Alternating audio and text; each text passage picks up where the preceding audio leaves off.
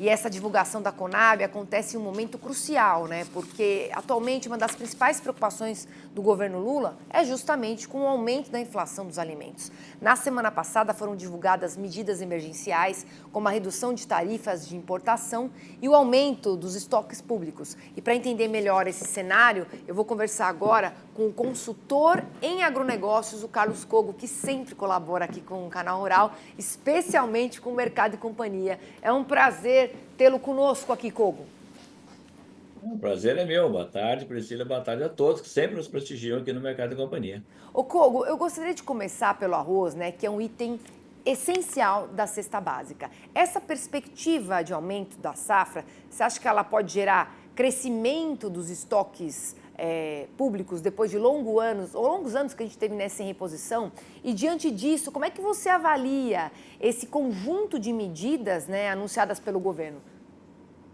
Bom, primeiro começando pelo arroz, né? Realmente, assim, eu creio, no levantamento, já dentro do esperado, aí, mais de 12 milhões de toneladas, é o grande destaque dessa estimativa de safra, porque é a única commodity realmente que ela pode trazer um impacto mais baixista para a inflação, né? Os preços ao produtor, eles já vêm declinando, já estão aí na casa dos R$ 80 o saco de 50 quilos ao produtor, quando tivemos uma banda de flutuação de R$ 100 a R$ 120 no ano passado, né? E os preços continuam caindo em função exatamente dessa grande safra, né?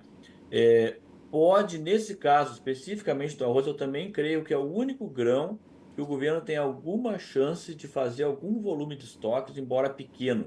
Mas eu creio que essa chance, sinceramente, ela é pequena, tá? À medida que ele pode fazer essa aquisição via contratos de opções, que estão aí até com valores acima desse preço que está no mercado. Então, há alguma chance do governo, sim, recompor um pouco o estoque de arroz.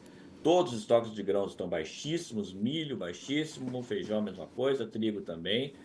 Não acredito em grande recomposição de estoques de grãos e de arroz, deve ser talvez um nível bastante baixo, até porque quando a gente realmente tomar fluxo de exportação, os preços devem voltar a se sustentar, né? Quanto às medidas, acho que é bem oportuno a gente avaliar mesmo, né? A redução dos impostos de importação, o zeramento, o impacto disso é extremamente limitado, para não dizer nulo, tá? Eu não vou dizer nulo porque pode ter um benefício nas exportações de azeite, por exemplo, óleo de girassol e azeite de oliva, por exemplo, tá? Azeites em geral. São também poucas parcelas aí importadas pelo Brasil. Sardinhas também, a parcela IFA importada também pode ter um impacto. No mais, milho hoje ainda tem um preço doméstico em alta, mas abaixo da paridade internacional. Não tem milho mais barato do que o brasileiro, nem mesmo sem imposto de importação. Vale o mesmo para o trigo. Ele chega aqui mais caro importado, mesmo sem imposto de importação. Lembrando, né, Priscila, que os países aqui no Mercosul já não pagam imposto de importação. Eles são os principais supridores das importações brasileiras, o Paraguai, a Argentina, com trigo, por exemplo, o milho do Paraguai, que entra também, pode entrar da Argentina.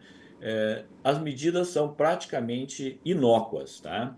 Quanto também, oportunamente falando, questão de imposto de exportação, que não saiu da pauta, infelizmente, o governo tentar taxar as exportações do agronegócio, seria um desastre. Não tem nenhum estudo que comprove que taxar a exportação agrícola resulte em queda de preço. Ao contrário, né, no longo prazo pode levar a aumento de preço, uma vez que desestimularia a produção, né? Seria uma medida das mais desastrosas possíveis caso ela continue sendo ventilada. Já lembrando que o presidente falou, né? Se nada der certo, nós vamos ter que tomar medidas mais drásticas, né? Espero que isso não ocorra. Antes da gente falar contigo, né, a gente estava passando os dados da Conab, que inclusive confirmou recorde na produção de grãos na divulgação, né, feita hoje pela manhã. Isso você acha que pode influenciar, Kogo, os preços dos alimentos aqui, também a inflação no Brasil? Olhando para dois produtos da cesta básica, arroz e feijão, sim. A resposta é sim. A gente pode, até pelo efeito sazonal, né? Esses preços caem mais no período de colheita.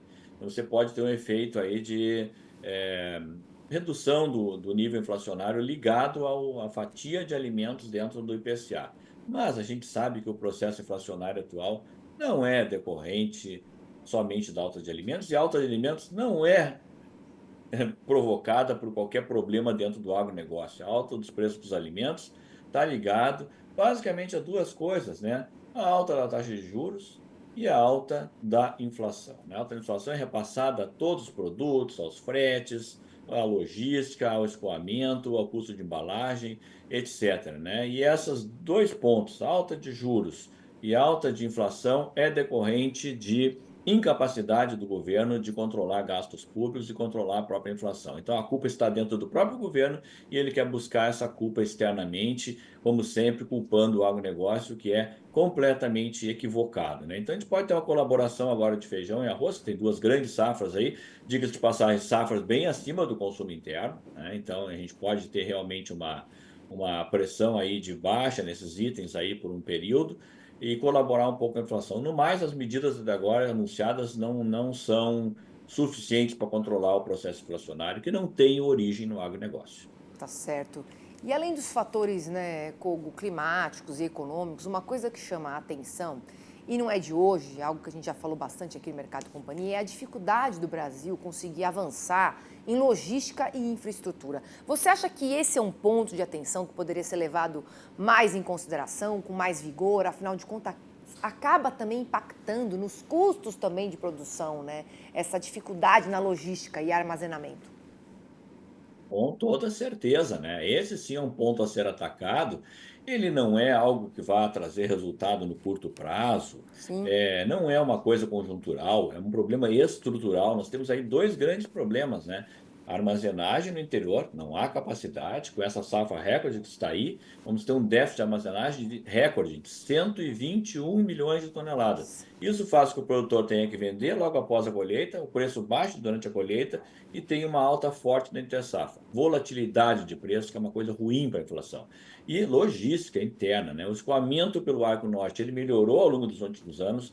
A gente já está escoando hoje 38% das exportações de grãos pelo Arco Norte e o resto pelo Arco Sul, porém, 55% da safra brasileira está no Arco Norte. Então, ainda uma sobrecarga nos portos do Sul, nos eixos rodoviários, ferroviários e hidroviários. E aí, aquilo tudo que a gente está vendo aí, filas gigantescas para embarque nos portos intermediários, fila para desembarcar em armazéns, né? Apostar em melhoria de logística, aumento do número de ferrovias, mais rodovias, maior capacidade de armazenagem, e isso sim, a longo prazo, pode diminuir essa volatilidade do preço dos alimentos, controlar mais a inflação, manter a inflação em níveis mais estáveis e reduzir essa pressão toda que o setor está pagando o pato hoje por uma coisa que não é culpa dele. É urgente esse aporte de recurso em infraestrutura. O Brasil não consegue mais crescer em safra sem ter investimento em infraestrutura. A armazenagem no Brasil está crescendo 2,6% ao ano, a capacidade, e a safra está crescendo 4,8% ao ano. Ou A conta seja, não fecha. mais que o dobro, né? E a gente sempre fica com esse problema produtor rural que não consegue armazenar para procurar uma melhor oportunidade de preço, né? Então, é uma história que a gente já fala aqui há bastante tempo. Obrigada, viu, Kogo? Mais uma vez aqui pela sua participação. Aguardo você numa próxima oportunidade e bom finzinho aí de semana para você. Para vocês também, e até a próxima. Muito obrigado.